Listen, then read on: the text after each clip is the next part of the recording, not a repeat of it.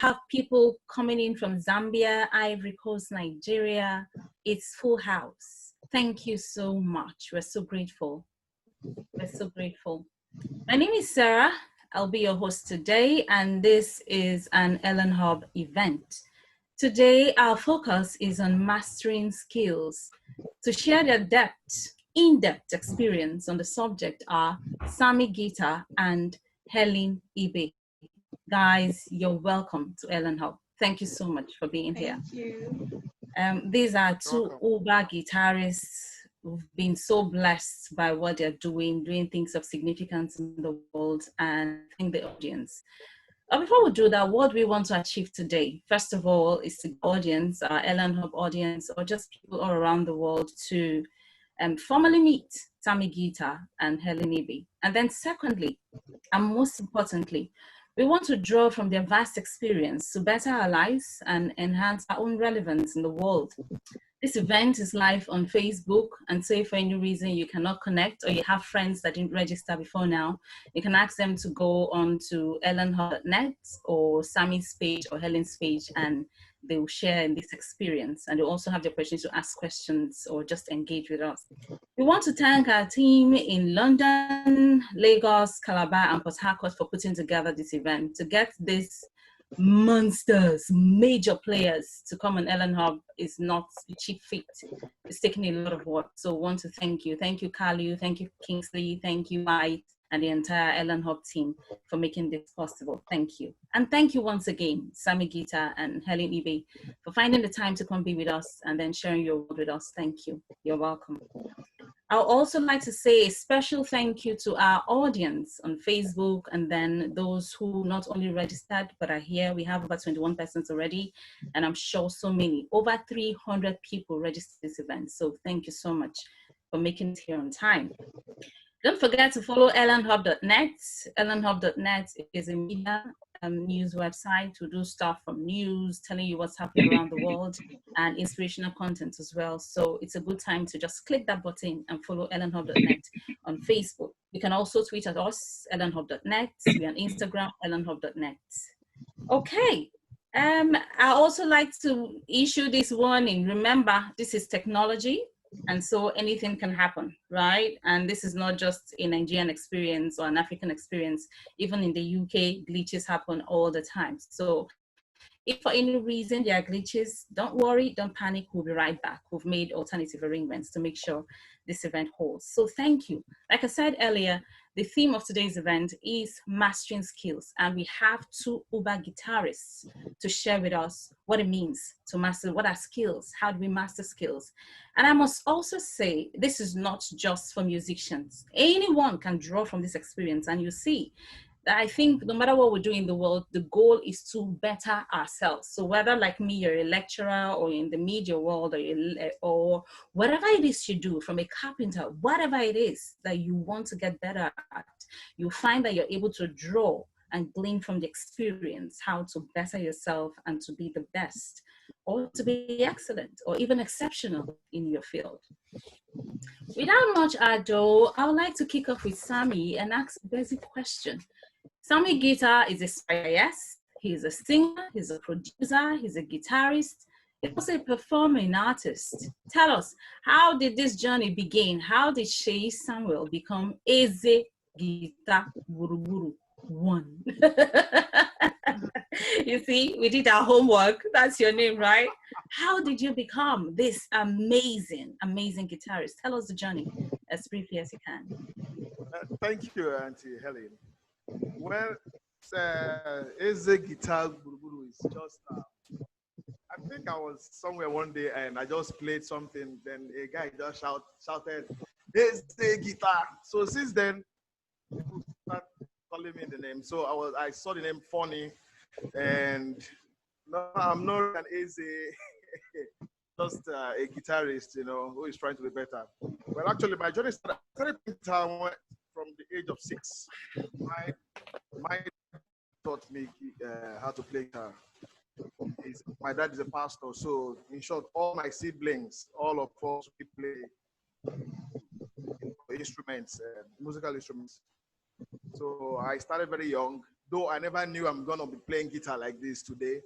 You know, after some issue happened so in life, so I had to drop out of school, and I thank God for the talent. So that was how I picked up the guitar and I started playing. So that's just it. I don't think there's more. That's just it. That's how I started. Okay. Yeah, I think you express yourself a lot, but there's always the opportunity to tell us or to share with the world exactly who you are. Because in trying to dig into your past and find out some of your influences, I didn't really get much about your growing up years. How was it like growing up at home? Yes, I know you've said something about your pastor and everyone. Was it like a musical family? Does your father play? Does your mom play? Who else plays and what do they play in the family? My dad plays. My dad is a multi-instrumentalist. My Wow. dad plays any instrument. My mom plays the bass till date.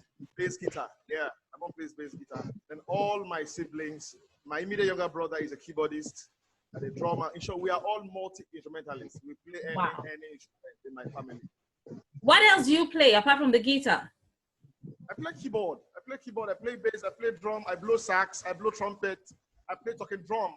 I play any instrument. Yeah, any instrument.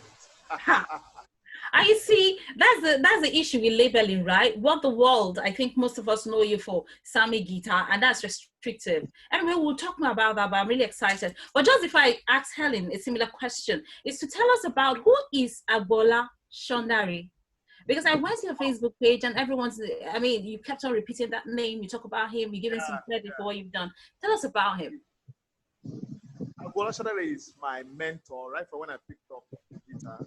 I do listen to his works back then. So he never knew me till last year, I think. So I was surprised last year when he called me on Facebook. Meanwhile, I've sent him friend requests for over 7 years. So someone has shared my video and Agbola called me. I was so excited on a video call actually.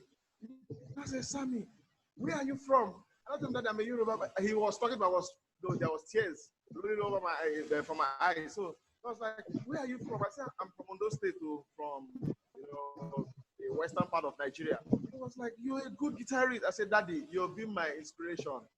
So Agbola has been and is still my inspiration to tomorrow.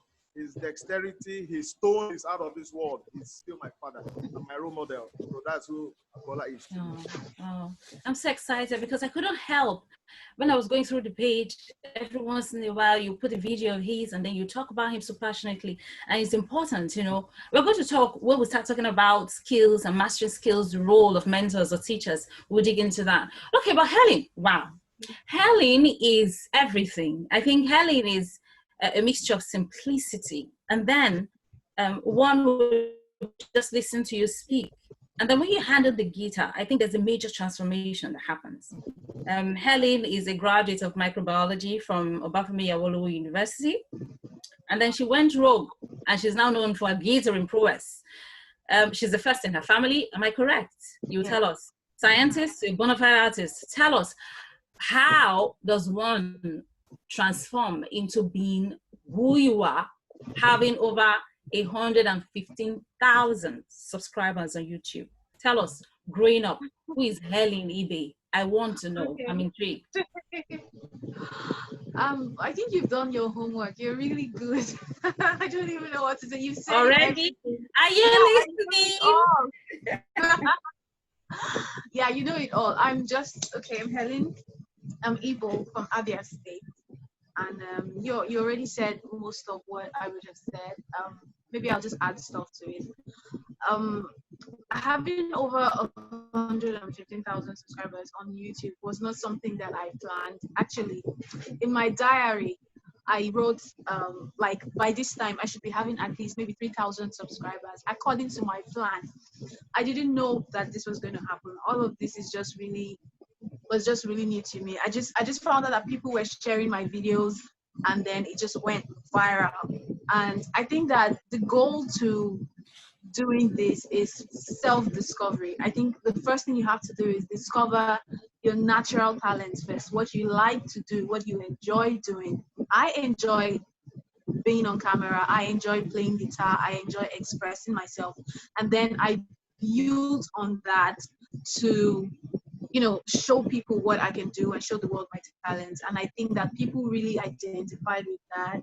I was honest doing it. I made mistakes. I still posted them online. I'm not perfect. And I think that people can relate to that imperfection. People can relate to that simplicity. And then, like, yeah, she's just a regular person. Sometimes my bends are not always that perfect. Sometimes my notes are not always that perfect. I know.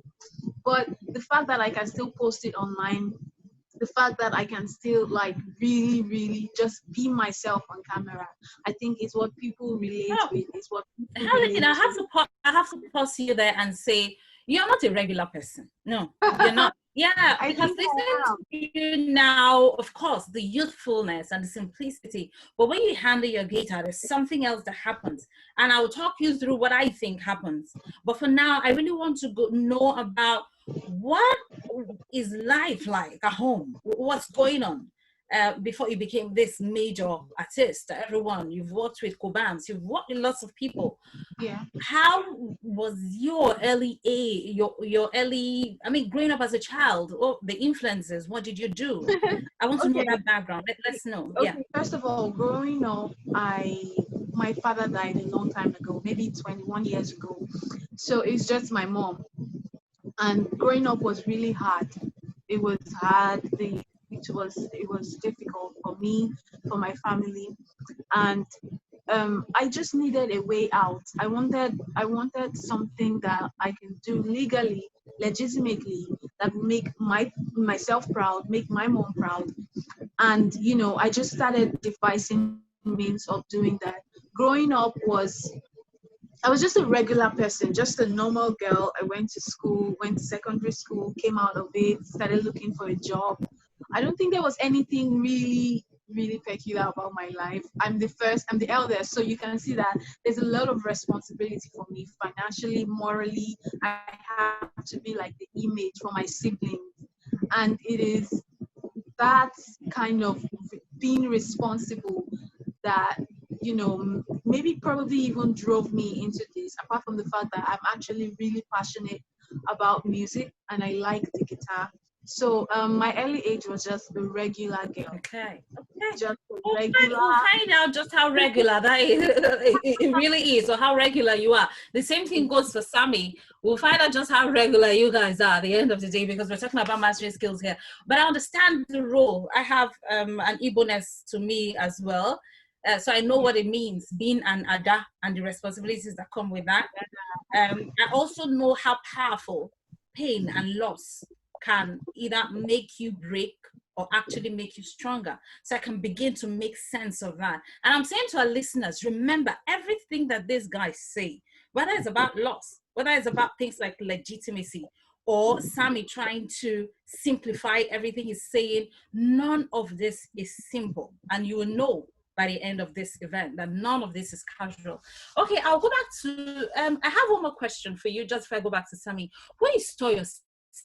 I listened to your Channel CV interview and was really interested the way you described him and the role that he played into you being who you are today. So tell us a little bit about it. Toyosi was my first teacher. His name is Toyosi Ogundele, a man that I will never forget. He introduced me to people like Norman Brown, George Benson. He introduced me to good music.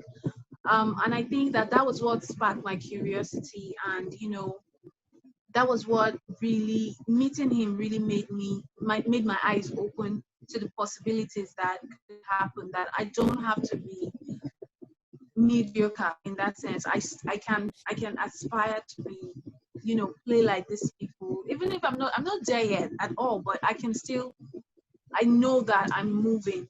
And so he really shaped the way that I thought about music. He shaped the way that I think. He shaped opportunities for me. And he was my first teacher. And so I always talk about him. He's based in the US now, but we had a live recently and it was great. Oh, So Toyosi Ogundele was my first guitar teacher. it was important for me to mention these two names because of what we're talking about, to really know how people in your life can actually ground you whether they be mentors or teachers. And I've listened to lots of your coaching sessions and your teaching sessions, Helen, and you talk about the role of teachers. And I listened to the way that Sammy described Agbola and the role and the influence that he has. And up till now, he says he's such a mentor and a strong figure. So remember, everyone listening, the conversation is about mastering skills. But before we get to the subject of skills, remember there are names, there are people, there are influences, and we'll talk a little bit more about that. So now over to you, Sammy. Tell us, what is a skill? I mean, skill, we throw that word around, but what does it mean? What does a skill mean? What does it mean to master a skill? You talk about being able to play the guitar and virtually every instrument of note, and then coming from a music family. Tell us, what is a skill? Because I'm sure not everyone will be able to make the distinction.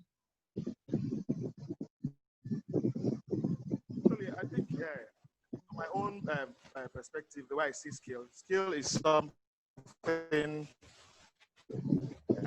I think it must be something inbuilt first before you. I think a skill is something that has to be inside of you first before you, discover it. Then now work on it. It must be inside of you before you work on it.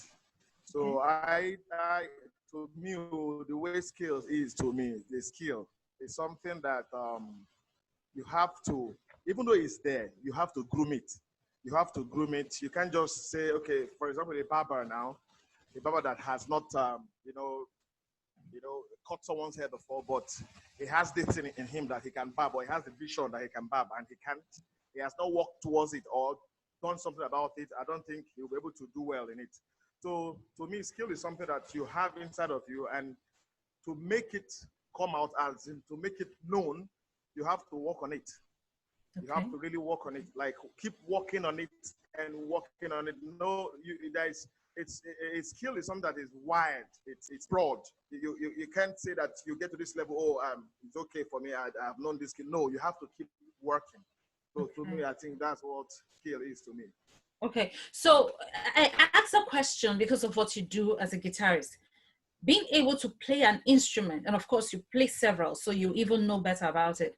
Being able to play an instrument, it takes time, all of that. But you also mentioned something, you said in it. So walk us through the journey of you being a guitarist. Was it something you already had? Like, I know, for example, since your family, everyone is into instruments. So there's a little bit, was there a little bit of gene factor there? Were you born that way? And then you just grew up loving guitar, and then you began to learn or do whatever else. Tell us about your personal experience being a skilled artist. Okay, my personal experience is I was born into a music family, like I said before. I was born to know guitar, to know musical instruments. So from there, I don't think I was born into it. So I started growing, I grew in it, and I'm still in it. So I think that's just it. That's it. Okay. So what you're saying to us is, for someone to become a skilled person, there's always a process of grooming. There has to be something innate. Yes. Okay. Yes. Before you can begin the journey towards bettering yourself. Because so you were born into the family, you saw guitar, but too, you had to make a deliberate effort to pick it up, develop some interest. Is there anyone in your family who doesn't play an instrument? None. Wow. So are you telling me for a fact now that I don't have kids yet, that if I want them to be a guitarist like you, all I need to do is start playing and buy a guitar. When I give birth to them, I'll just introduce them to the guitar. Is that how it works? my own story is different from anybody's story. All right. You understand? Your own, you might have a child now. It might not develop the interest of music. I have music friends that their children don't even want to sing guitar, that they don't like playing guitar, that they don't like playing keyboard. So I believe it's something that, if it's in you, I believe God puts this thing in each and every one of us. If God didn't put it there, I don't think you will be able. So that's my own story. I don't know of anybody. Okay, so that's how. I like the fact that you grounded it in that to say, this is my own story. And so for everyone listening, please pay attention. It's so important, no matter what you do, as long as you're doing something of consequence in the world, what she has just said now is so relevant to all of us. It's not automatic. There has to be a personal interest, a personal drive, to be able to do this. And so his story is, he grew up in a music family, and then he grew love for the arts, and he's evolved, and is still evolving into being really exceptional at what he does. So it's interesting. I'm really excited to hear that. But just before I go back to Helen to ask a similar question, something happened to me yesterday. So I went to the shop in preparing for this event, and I saw myself walking towards where they sell instruments. Because I've listened to you guys so much, I wanted to come and just say, okay, now I'm also a guitarist. It was really fun. But just before I walked into the shop, I had to now redirect myself and say, no, Sarah, you're not a guitarist. You do other stuff. So, but it was really fun to just go there, just be pulled in that direction.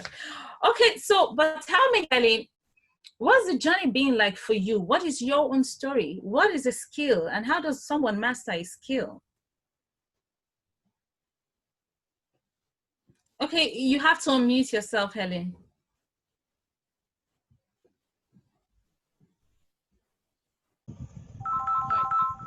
Okay, great.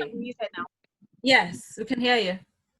All right. I think that my own personal opinion, a skill can be the ability to do something well, like the ability to have expertise in a particular area.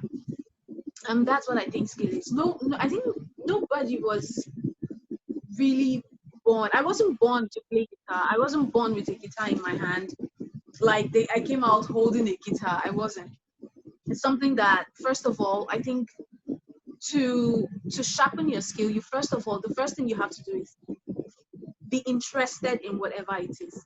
I think the first step is to have interest in whatever it is. A skill. Tailors are also skillful. That's a skill. Carpentry is a skill. Nobody came out of the womb with those things. They saw it. They said, I'm interested in this. I like it, and I will learn it. And that's the first step. Having interest in whatever it is. Skill plus talent is amazing. Like combining your skill with an inbuilt talent, something that you know that you already have in you. That one is the one that we were born with. Now, skill is something that you actually learn to do. So, skill for me is what it is. I think I was born with the ability to, express myself, to connect with my audience, to the way my body movements, my voice. That is unique to me. But my guitar playing, I didn't know it, and I keep sharpening it. The more, nobody has. I don't think there's such a thing as being able to fully say, oh yeah, you've really mastered everything, because it's a continuous process. We always learn every time. You pick up your guitar and you're like, oh my god, you see something new, something that you have never explored before. Even the masters, they pick their instrument and they still practice, and there's something that you've never seen before. You're like, wow, oh my god, so I got this, wow. And you still. So that's the thing I think about skill, that it is something that you learn, and it's something that you keep on learning every time. It's a continuous process till you die. Okay. We have a very good, grounded philosophical debate and question that's just been resolved right on this platform. There's the role of innate abilities, and then there's the role of acquired ability. Yes. So for one person, much of it is innate, and then there's the role of interest and acquisition, which you've just laid out, and that's powerful. And so there's nothing really that we set our hearts to do that we cannot do. So whether it be tailoring, carpentry, you want to be a teacher, you want to be a singer, you want to be a dancer, all of that is hinged on what? Interest and ability to grow. So, but I want to stay on the subject with you a bit more, Helen. You've already talked about practice. So in course of the industry, in preparing for this event, I encounter some work by some major artists or some major scientists, and we're talking about the difference between practice and deliberate practice. So practice, you've talked about practice, but they said if you want to be a master at what you do, the way that you guys have become, it has to be deliberate practice. How much of deliberate practicing do you do? I did a lot of deliberate practice because guitar playing is wide. There are different things that you can learn. There are million and one things. You have to learn your correct fingering. You have to decide on the genre or the style you want to play. You have to learn, chord changes, chord progression. So practicing can be very confusing sometimes. So that is why, one, it would be nice to have someone that can guide you, someone that has gone through that. And it will be also nice to focus on one thing at a time sometimes. I think like streamlined focus can be really helpful for whoever is learning a skill. Okay, I come today and I say, today I want to practice my chords. I do chords today. I really like dig into it. Tomorrow I say I want to practice my alternate picking, and I do it. At least get good at it to an extent before moving to someone else. So you don't be like a jack of all trade and master of none. You don't really know how to do this well. You jump to another one. So I think that focused, streamlined practice is really good, and I think that that's what one of the things that my teacher helped me to do.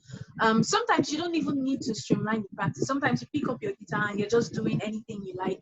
You don't even have anything in mind. That is a different case. That can happen too sometimes when you're not even inspired to do anything. You just want to pick up your guitar and just play anything that comes to your mind. But sometimes if you really want to get good at something, you have to focus on that particular thing until you at least get it right, and a good amount of it right before moving to something else. Amazing. I'll ask Shade a question, then I'll just go through some of the chats. People are really kind of, the audience, they have a lot to just contribute to the conversation. Questions are pouring in. But Sammy, tell me about the role of deliberate practice, because I've listened to most of your songs. You tend to do lots of gospel music. Tell us, how much deliberate practicing can you relate with respect to your craft? Well, I rehearse. I pick up my guitar every day to work. Okay. It's not day I don't pick up my guitar. I used to say this thing that because in football you can see that footballers, what they do every day is they make sure they train just to keep fit and keep going. So I pick up my guitar every day. I rehearse every day. There's no day I don't pick up my guitar because right now this is what I do, and I really want to make people understand that you can make something out of whatever you're doing, no matter what you're doing. It might not be guitar, it might be like the way Helen said, it might be tailoring, it might be barbing. I rehearse often every day. There's no any day I don't pick up my guitar as if something is I'm missing something. So I rehearse every day, and I mean maybe after my morning prayers, most times when I pray in the morning, I pray with my guitar. Just hold, I praise God, And after that, I spend some time. Not that I don't do other things, but I spend time with my guitar every day. Wow. Wow. Amazing. Okay, so let me just read some of the commentary coming here. They said, how do you know? Okay, well, that's a question. We'll take the questions later. Someone says here, I think showing interest is essential in mastering a skill, but when it is inbuilt, you become very unique. I'm sure that's something people can also relate with. They said consistency on the part of Sami Gita. Wow, that's interesting. See, people see what you do. People see, okay, there's another question. We'll take the questions later. Practice and deliberate practice. Okay, yeah, there has to be difference, and we've heard them talk about it.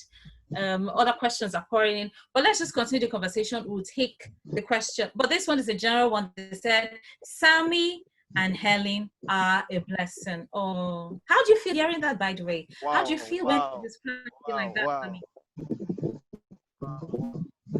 So when I hear things like this, it gives me joy. It gives me joy, and it makes me, I don't know, it's just makes me to feel like I don't know. It gives me too much joy, so much joy, so much joy. God bless you. God bless you. Oh, wow. You can hear from Zambia. They said, big fan from Zambia here. Sammy, you inspire me. Please contact me. Wow. I'm sure there's a big deal coming your way, Sammy. Somebody wants to say, so please, guidelines. Thanks, BTW. I'm more than happy hearing from you. Practice right. Guitar gods. You're being referred to as guitar gods. Someone is saying that. All right. The commentary, keep pouring it in. I'm sure this kind of an endorsement to say the world sees what we do, and we're really, really grateful to have you in our lives. And this is for Helen and Sammy. Thank you so much. We'll continue the conversation, but I'll just like to give you 2 minutes to share from Elanhub, the page on your platforms, because people want to watch live. So use this moment to just do that, especially Helen, because you're not sharing now, unless we're getting commentary that they want to see it on your page for those who did not register. Someone says, one thing I love about Sammy, he's a legend and never leaves prayer and God. Wow, interesting. Okay, while Helen sorts that out, I'll continue the conversation here a little bit with Sammy. So, Helen has described a skill as being able to learn something, develop an interest, learn something, acquire knowledge regarding it. What is the cost of mastery? And I want you to share with us from a very personal perspective now to say, what have you had to give up? Is it time? Is it money? Is it relationships? Tell us, what is the actual cost of mastering? You've talked about practice. You've mentioned time, but tell us a little bit more to be who you are today. What is the actual cost or the other costs? Sammy, did you get my question? Hello, come again. I can hear you. Okay, sorry. Okay, I'll repeat what I said. I said, we know about mastering. We know that you're this guitar god and all of that. But tell us, what is the actual cost of mastering a skill? I'm sure it doesn't come cheap. You may have had to give up money at some time, relationships. I want to hear a little bit about that. Let people not just listen and say, oh, it's easy or something. What is the actual cost of acquiring a skill? Being a master. I think the cost is just dedication. You dedicate your time. You love what you want. You love the skill. Just like the way Helen said, you have to fall in love with it. Just dedication. So what I mean is, so you fall in love with something, but it also means that you fall out of love with some other things, right? What are those things that you now fall out of love? Like, have you had to give up friendships? Have you had to give up time? Have you had to give up some money? Hello, can you hear me now? I can hear you. Okay, what have you had to give up in the process of mastering your guitar? What did you give up? Like I say, everybody has his own way of reaching for something or getting or achieving a goal. To me, I don't think I just put it upon myself that this thing I'm doing, I have to be better in it. I have to be better in it. So this is my own way of, achieving what I have, the little I know right now. So it's just, I dedicated my time, doing it, and I'm still doing it. So that's just me. I'm not good at talking too much. Sorry. Yeah, we can actually observe from the interview, because all the while we're having a conversation, you're just clutching the guitar. I'm sure you're just waiting for the moment to say, jam or something, but we'll get there. Just calm down. We'll get to that point. People want to learn. They want to really share from your experience. So try and give us some juice. But Helen, now come to you, because you are a teacher in addition to everything you do. How do you balance all of this? Because I'm sure in the process, okay, let me share from my own account, give you some background. Because I spend a lot of time writing, preparation. I'm not one for so much friendships. I've had to give up a lot of relationships in the process. Tell us, what does mastering skill, what's the cost of mastering skill from your perspective? Me? Yes.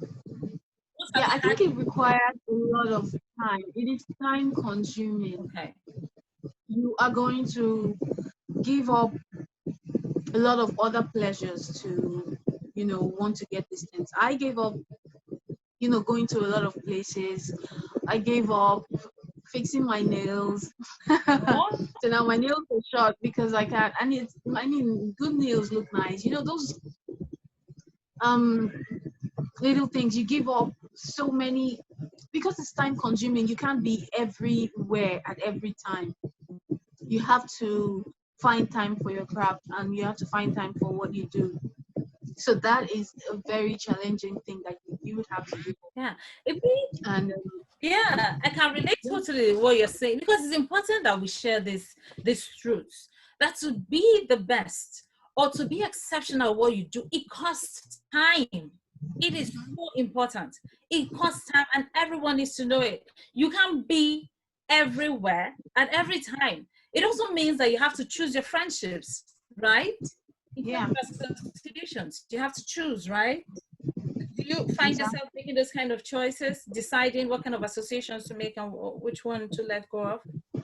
Yeah, exactly. Very important. If the kind of associations that I find myself with are not like pushing me towards my goal or what I need to do, then what's it's like it just feels like wasting time. Yeah, different relationships are there for different reasons. Everybody cannot be in the same line as you.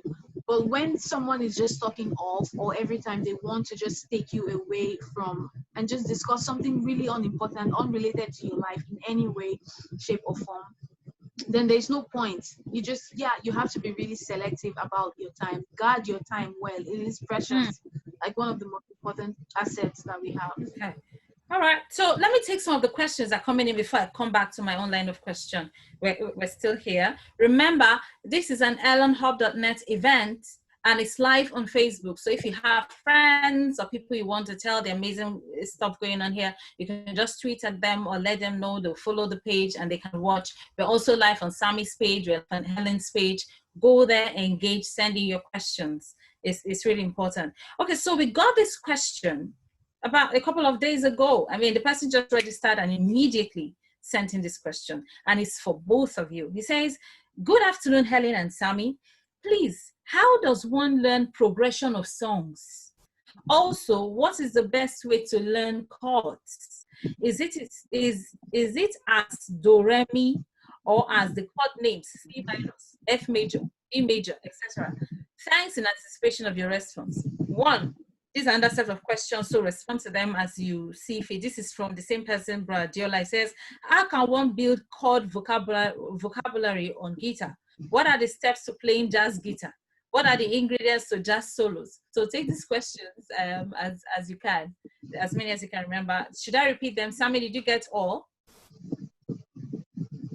Did you get all the questions? Let me take them again. It says, how can one build chord vocabulary on guitar?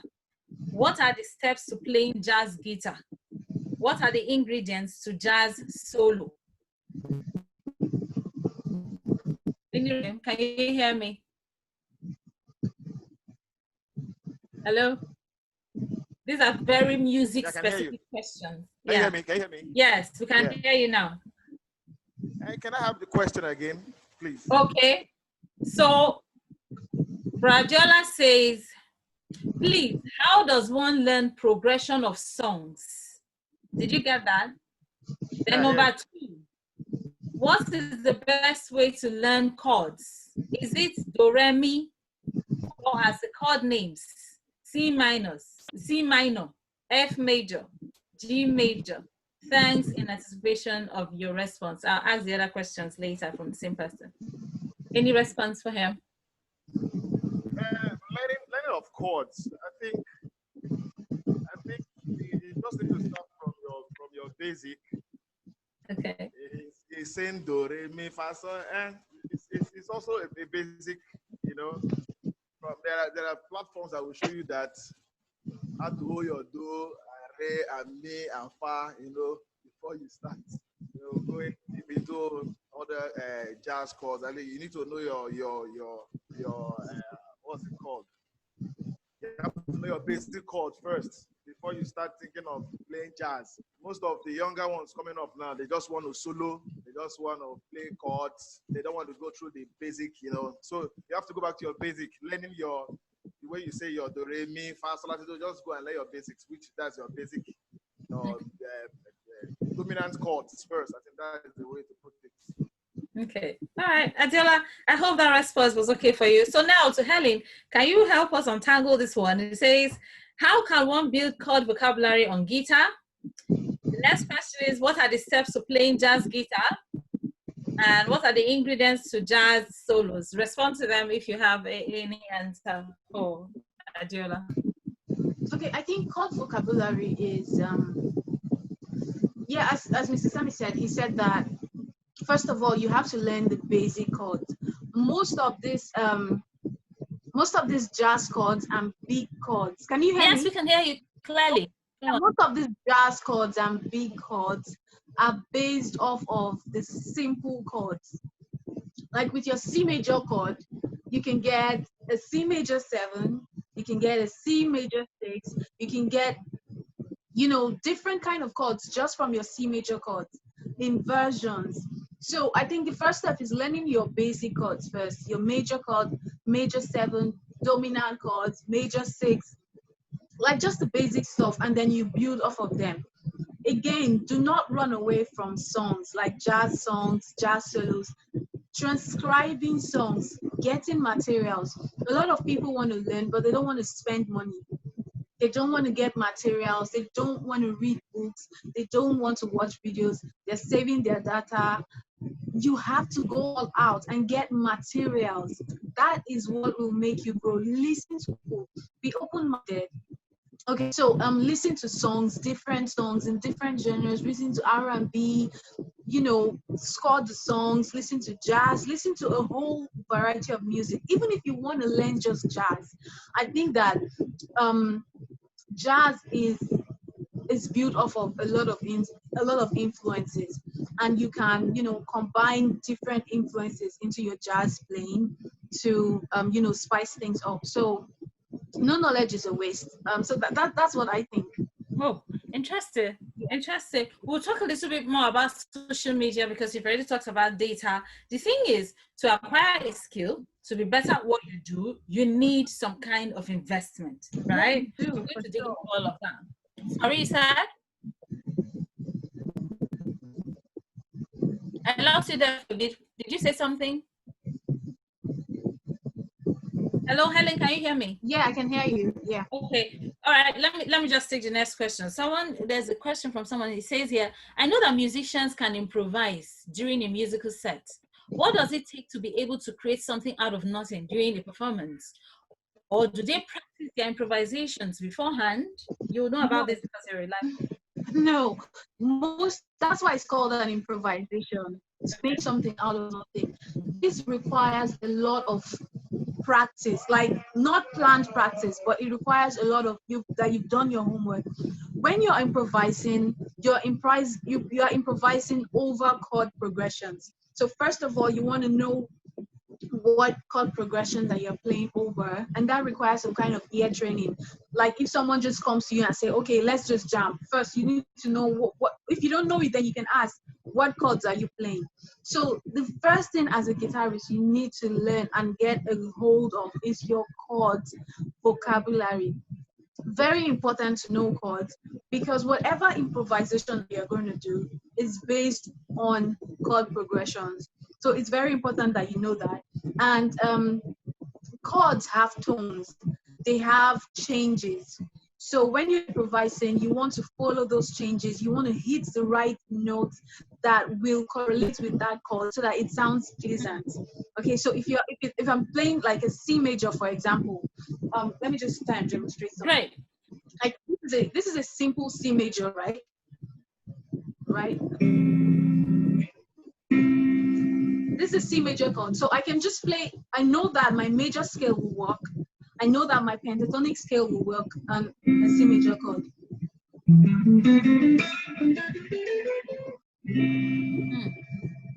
Major pentatonic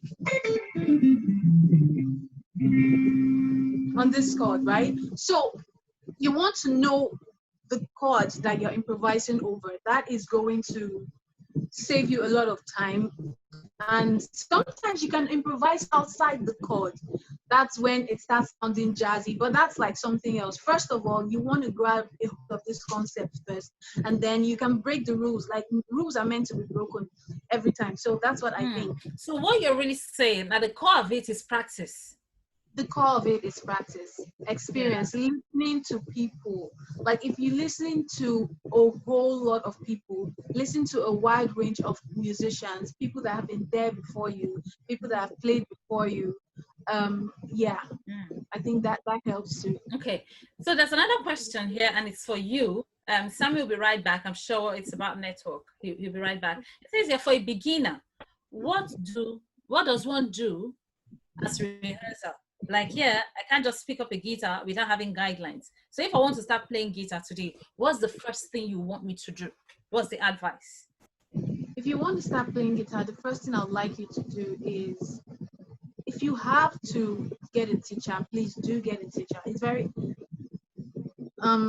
it's very good if you have a teacher, someone that is going to guide you. If you don't, that's fine. There are people that are learning off online platforms and all of that.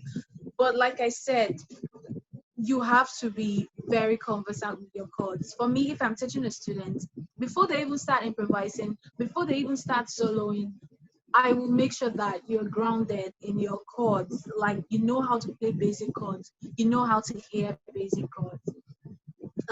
That's what I think. And then we can then transcend into improvisation. And then you can do like finger picking exercises, like warm-up exercises. You can do you can just listen to a wide variety. So for me, I would say, like, beginners, if you want to start learning to play the guitar, solidify your chord, build your chord vocabulary. You will not regret it, I promise you. Okay, for the last few minutes, it's like we've been talking a lot of music jargon, but at the bottom line, the basic understanding here is whether you're a carpenter, you're a teacher, or whatever it is you do, there's a place of practice, there's a place of time, there's a place of always knowing the basic things first before it starts getting complex, right? So even if you don't know what chords are, just like me, you don't know what improvisation is, just like me, or anybody else, it's important that we understand what the meat of the conversation is here.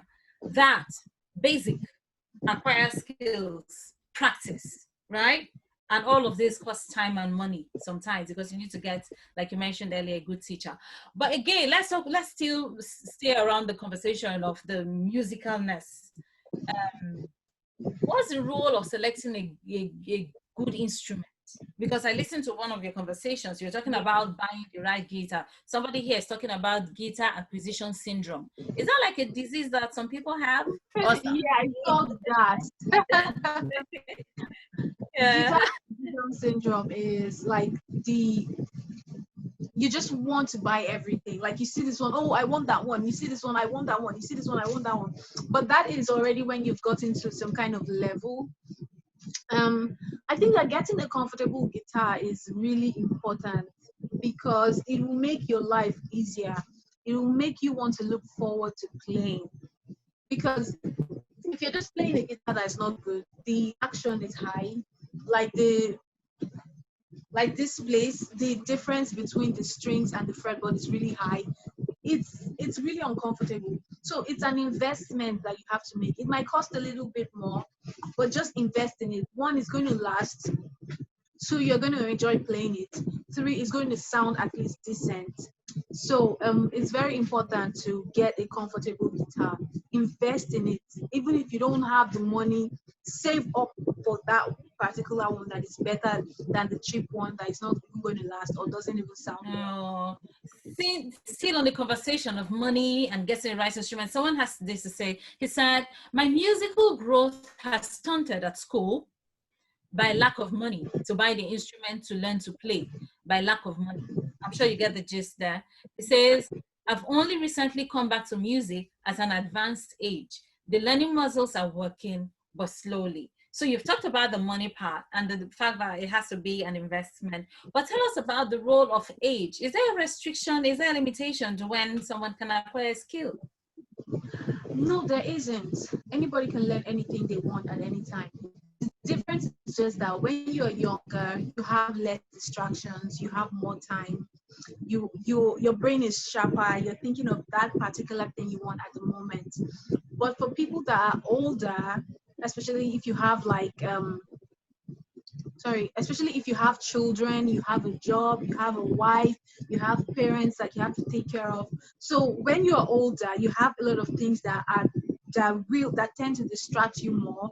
You are more you have just other responsibilities than playing the guitar or than learning any other thing. So that it's more difficult, and it requires a lot more consistency and a lot more focus to get it done when you're older than when you're younger.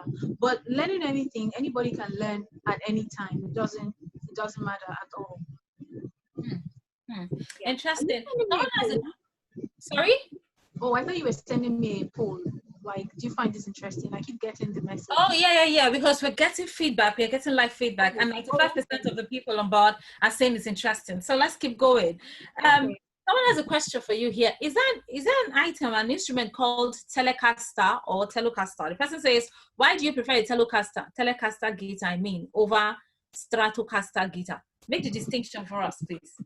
It's just a personal preference. I play a Telecaster. This is a Telecaster. The shape and the way the guitar is made it's called Telecaster. I like it because it is versatile. You can play jazz on it and you sound good. You can play R&B, you sound good. So it can do a lot. It has a lot of ranges that you can, play with. That's why I like it. And I like Strat too, but I've used the Strat before, my friend's Strat, and it keeps like falling off. It's not balanced for me like the Tele. So it's not like I don't like it. I can play it, of course. But I just prefer the Telecaster. It's a personal thing. You don't have to do it. Anyone can like whatever they like, and it's fine. Yeah. Well, wait for Sammy. He's coming right back. Please don't go away. It's important. Remember, towards the end or somewhere really nice, we're going to have a live jam session, and you don't want to miss that. This is an Elanhub.net event. I see lots of feedbacks. Oh, Sarah, thank you for this platform. Oh, Sarah, this. One of the ways you can reward us is to just follow Elanhub.net on Facebook. Follow us on Twitter, on Instagram. We're also on YouTube. Please do that right now. Let's keep talking, Helen. But while we wait for Sammy to come, I want us to do a little bit of girl talk. There are lots of conversation in the media, things from epidemics to the influence, the bias that comes with being a female in the industry. But for me, I really don't like asking those questions because I think that to a very great extent, we've gone beyond that. You're killing this in the industry. You're being successful at it. If there's anybody in your world that's still thinking about you as being a woman, there's a person that is disadvantaged. Tell me, how do you navigate the space in terms of gender? Yeah, as you said, all those you're a woman thing, you're a man thing is getting really old. No one really says that anymore. We have now lots of women that play the guitar that are amazing. So right now, all those things are fading away. Nobody's really paying attention to that anymore.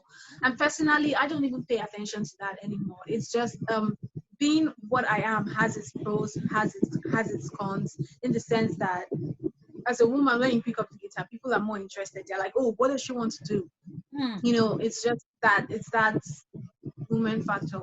Yeah. And it is, the con would be that it would take you kind of twice as much to work harder to prove yourself, like I can actually do it, not just because I'm a girl, but I'm also good at what I do. So it requires a lot more work to be able to do that, to be able to, like, and you're constantly proving yourself, like I can do it, which is really nice. So it has been my gender has its pros, it has its cons, just like anybody else. And I love being a woman.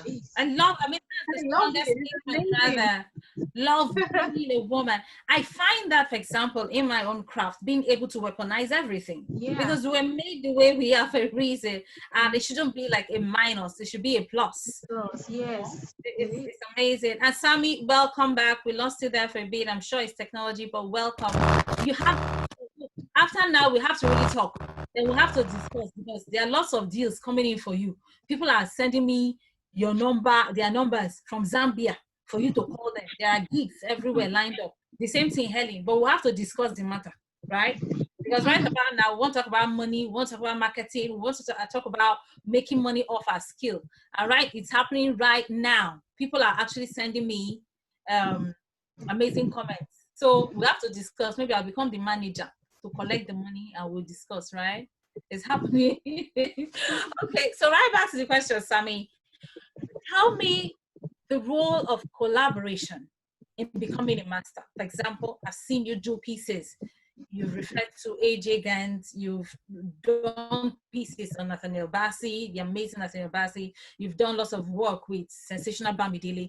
What is the role of collaboration in mastering your craft?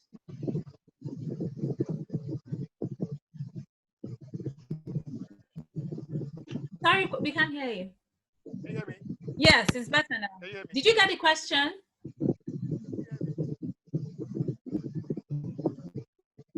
Hello? Can you hear me? Can you hear me? Yes, but you sound a bit distant. Can you hear? Yes, it's okay now. It's okay now. But you have to unmute yourself. Can you hear me now? Yes, yes. They're asking if Sam is using glow. Who is shading glow like this? Go on, we can hear you. No, actually, I don't think collaboration has anything to do with mastering your skill. I don't think so, because I've seen many people collaborating with some artists. They are not even good, but they will sing with artists that are better than them. So I don't think it has anything to do with mastering of skills. What is happening right now in Nigeria is, I think if you're just making it, or you're known, they want to do a song with you. They can also have followers. You know, I think that's something that it has anything to do with mastering. Okay. One of my mentors is George Benson. George Benson has featured with Q. It's two different people, two different styles. You know, compare George Benson with Q, it's a different thing. But I just believe if any artist is collaborating with an artist, I think it's a show of love, or a show of business, or maybe there's something involved. Okay. That it has nothing to do with, it doesn't mean you, okay, maybe I play guitar with George Benson now, and then tomorrow I'll start playing better than Benson or better than him. I don't think it has anything to do with it. Okay. Okay, but why do you collaborate though? What is your reason? Is it because you like their music, you reach out to them directly? How does that work for you? I think collaboration is just, guy, can we just, you know, the way I put it, can we do something together? You know, I don't think there is anything involved. Outside, maybe there are some royalties. Some people do it for royalties, you know, maybe as they are working, or when they are after collaborating or collaboration, doing a song together, there's something involved. But I don't think it's something that has nothing to do with mastering your skill. It has Okay. Okay. All right. So what about Helen? What are your thoughts on collaboration? Working with people? I think that collaboration is a way of one appreciating one another as artists, and it's also a way of exchanging fans. Kind of, my fans see you, they follow you. Your fans see me, they follow you. So it's a way of kind of expanding your horizons, like kind of, you know, expanding your fan base.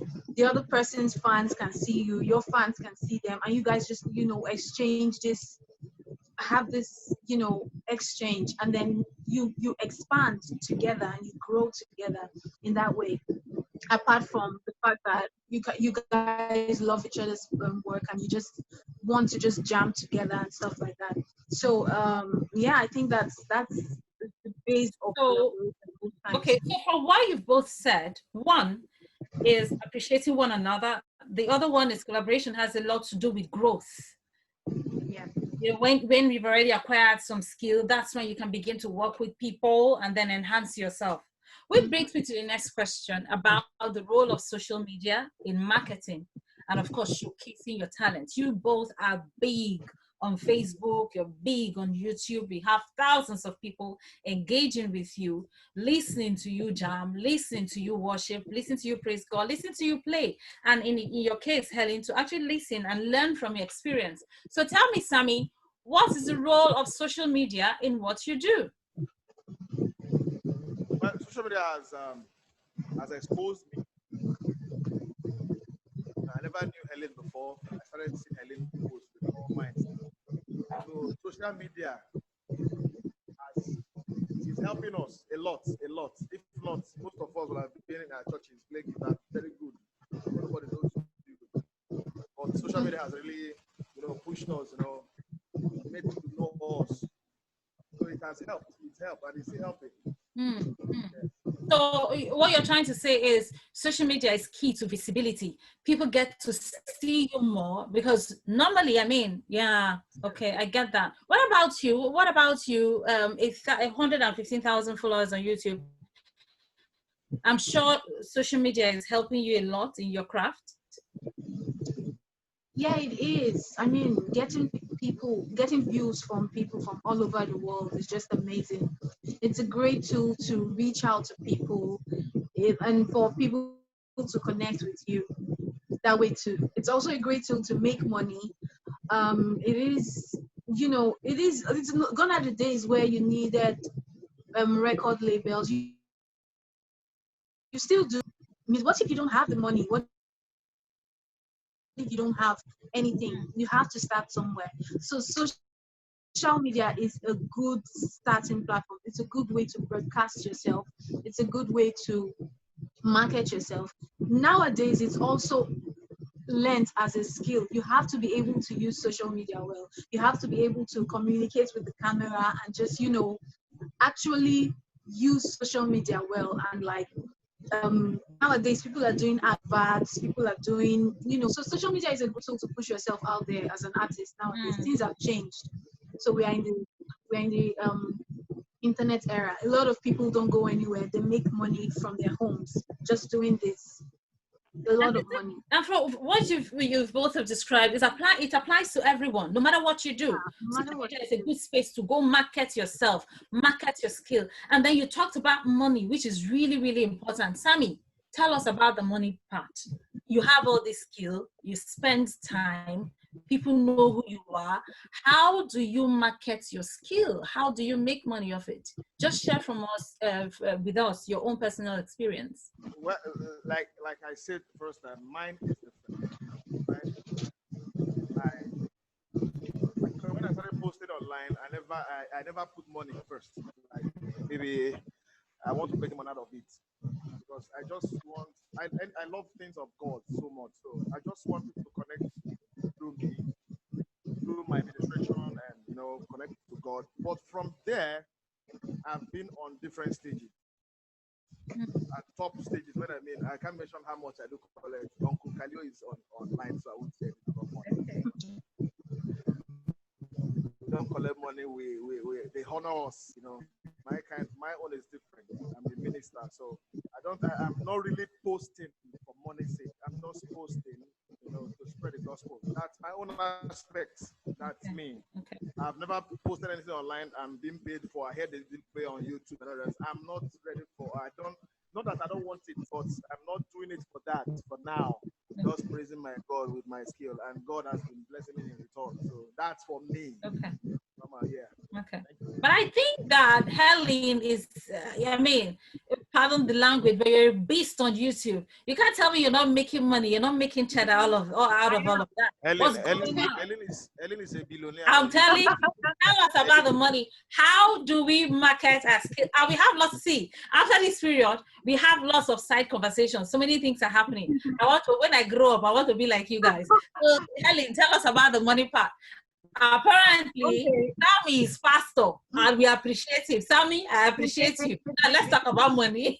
I mean, it's good to. I think that it's good to have a balance in everything. YouTube page. You can make thousands of dollars from YouTube. Believe me, and making money even on Facebook right now. Facebook has started monetizing and you can make money. I don't think it's available to Nigerians yet, but if you partner with some people abroad, you can get paid from your Facebook. But YouTube actually does pay. That's another way you can get paid from YouTube ad revenues. When people watch your video, YouTube shows them adverts, and then YouTube gives you the money from the adverts. Okay, so that's one way that you can get money. And especially if you're pulling in a lot of views, that is crazy, thousands of dollars. Wait. So what you're telling me is your cover of Lean on Me by Bill Withers, you had over 1.5 million views.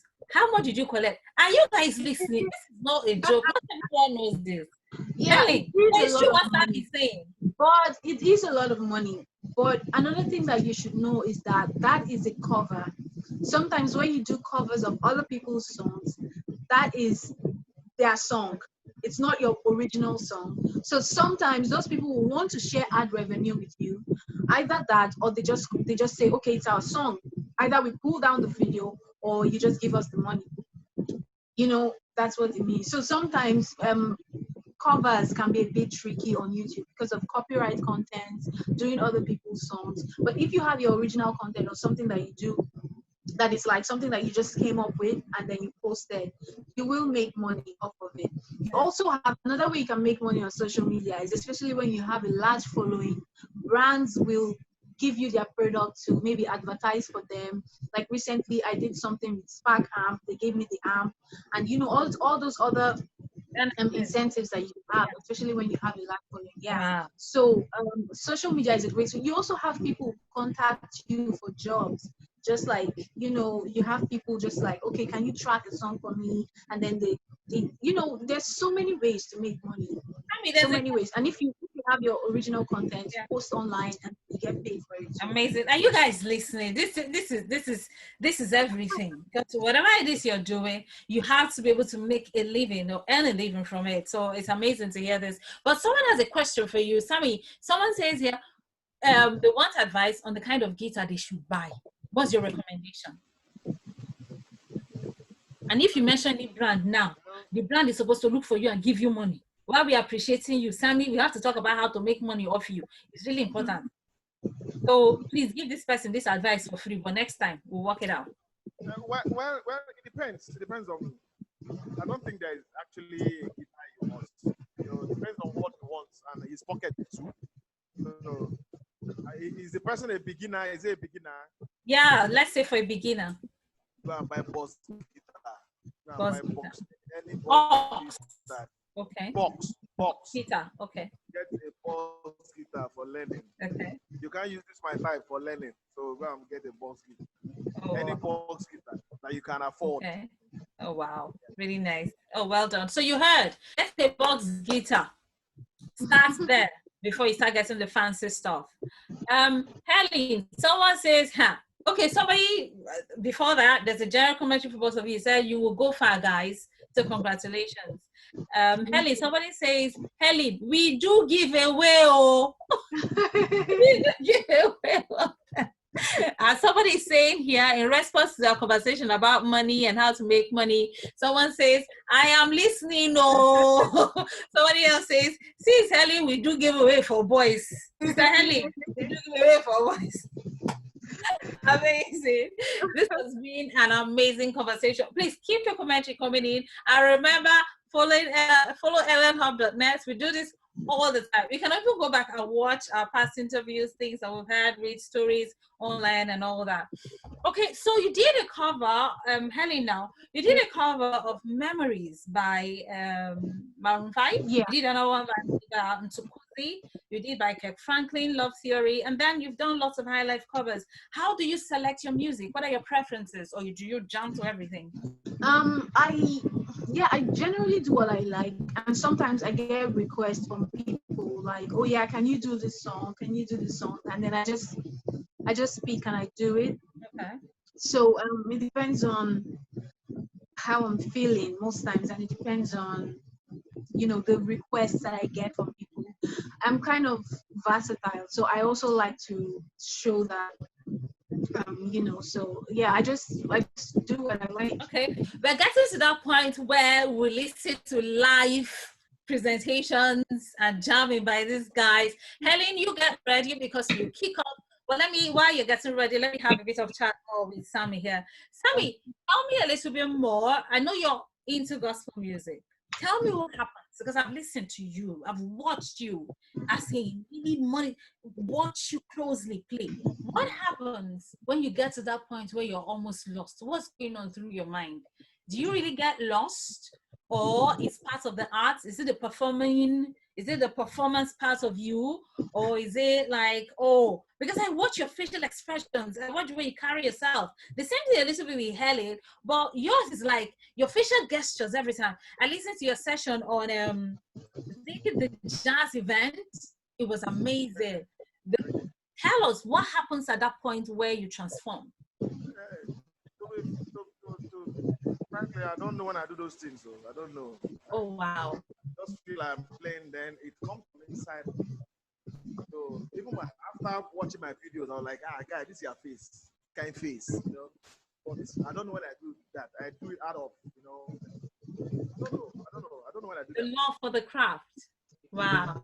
Wow. I think that if it was like possible to just open people up and immediately close it back, you know, like a book.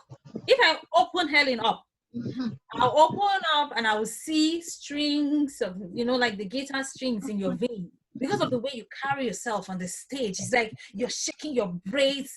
And I want to talk to you guys a little bit about fashion. What does fashion have to do? I've seen the way that Sammy dresses up. I've seen the way that you dress up from your hair to the looks. Is it all part of the package? Does it come with the craft? And at what point does fashion become relevant? Like, is it when you're at your level, or is it at the early stages? What role does fashion play, Helen? Yeah, I think it's the whole package matters. It's a bit of everything. There is the talent and the skill, and there is also the performance act that can actually, it's another thing entirely. People go to school to study performance act because it is another world entirely.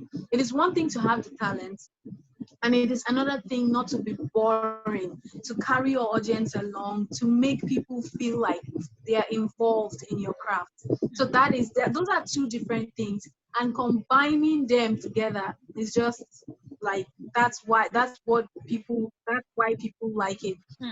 I've seen people that are really good, they're amazing in the way they play, but they don't have that, you know, ability to carry people around. They don't have the charisma or the swag and all of that. So it's a whole package. Yeah. Okay, Sammy, tell us about your swag, because indeed you have one. You get on that stage. Not only do you play songs, you play songs of the culture. Because I remember I watched when you performed Cherubim and Seraphim, Audacity of Praise. Are you a member of the church? I doubt, but you played a culture-based song, a song that was relevant to the people. You sang, the choir provided feedback, and then the whole look. It's amazing. Tell us your swag. How does it work for you? Actually, I think Helene has answered that question. It's part of the package. Okay. So you have to look good to attract your fans, your customers. You know, you have to look good too. You have to smell good. So I think it's just something that is part of me. And so concerning the question, if I'm a cherubim, actually, my dad is a pastor in Celestial Church of Christ. So we are like brothers, you know. Right? So I know most of their songs. They do sing ours too. So that's it. Oh, amazing. Amazing. Now I see the connection. Okay, so Helen, are you ready? Are you ready to play for us? Am I ready? I don't know. Okay, so just tell us what you're playing, and yeah, let's listen to you do this live for the first time. Helen.net, this has been amazing. Helen will play for us, then Sammy will play for us, and then we'll wrap this up. So please do enjoy. We're listening. Are you ready? I have a loop pedal, so I like to just create loops. Like I'll play a progression and then probably improvise over it. Okay. All right. That's what okay, great. Let's do it. We're ready. So this is a progression that I actually like. It goes like this. Hold on.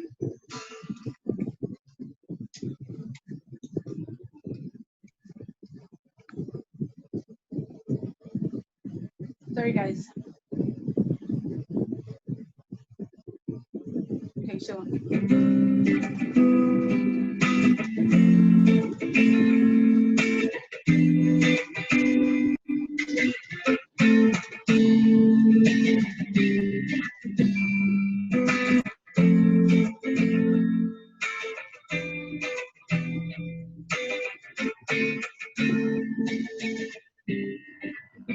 So I just loop that and then I'll just play some. Oh wow, nice. Yeah, Iba. You got it. That's Iba. Okay. Oh, Iba by Asa.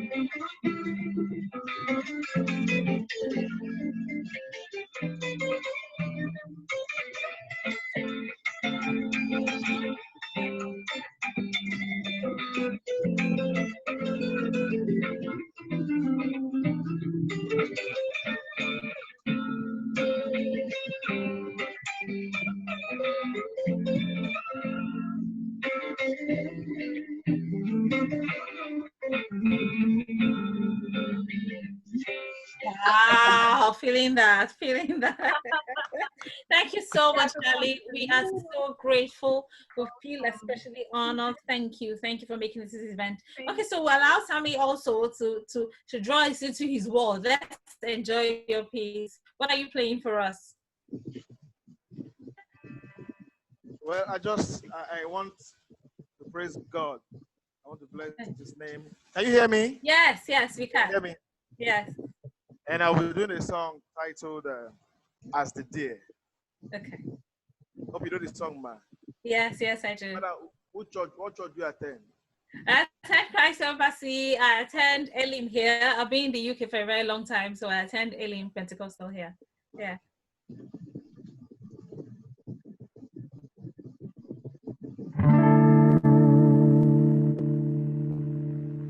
Can you hear me? Can you hear Yes, yes. We can hear you clearly. Go on.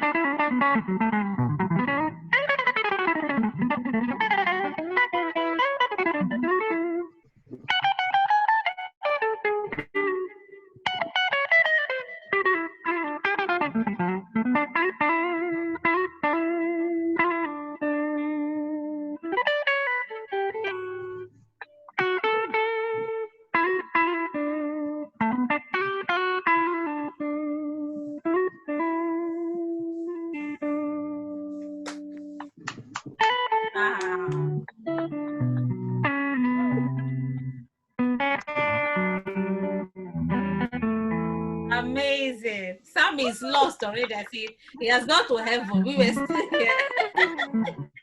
Thank you so much for bringing us into your world. This has been amazing. Thank you, thank you, thank you. Okay, I'll just take final words from you both now. Helen, final words for our audience, for everyone listening, and I will listen after now because this event is also going to be on YouTube after now.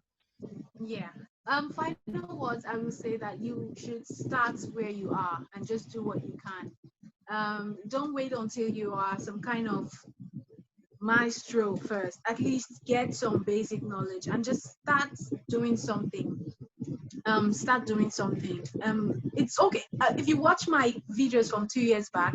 I don't play the way I play now. I'm sure that people have seen my growth on camera. They have experienced that. So it is okay for you to grow. It is okay for you to expand. Just start doing something. If you're interested in anything, it doesn't even have to be guitar. Just start doing it. Start practicing, and believe me, you will get it. Wow, yeah. Amazing, amazing. You've said it all, I think. Start small, start where you are. Start where you are. Someone has left their contact for Sammy. Sammy, lots of people want to talk with you. Helen, lots of people want to work. There's someone that says they want you to promote their page for them. And I'm sure you bill people for all this sort of stuff. So we'll deal with that after now. But Sammy, final word for the audience, for us. Well, just be who you are, believe in yourself, and believe in God. Nobody is too small, nobody is too big. We are all the same in this world. As long as we enter the same earth, the day we die, we are all equal. Yeah. Be humble. Always trust in God. I think that's my. Wow, remarkable. Remarkable. I don't think Elanhub will be able to capture just how amazing these Uber guitarists are. But I'm sure that by listening and engaging with us on this platform and just listening to this event, both those listening now and those that will listen in the future, that you will have gained some powerful insights that we can do everything. Once we set our hearts to do them, if we develop interest, we'll be able to grow and to learn. That there's a distinction between practice and deliberate practice. There's time to do everything, and with time and with steady progress, we can actually get to where we want to be. Sammy says, for example, that we are all equal. That means we have equal opportunity to learn and to grow.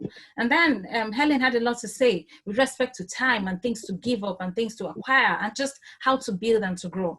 This has been amazing. Once again, my name is Sarah. It has been an amazing Elanhub event. Remember, follow us on all our platforms. Follow Helen eBay. Follow Sami Gita. You'll be amazed. You'll be amazed. Just go on YouTube and type up their names and see what you found.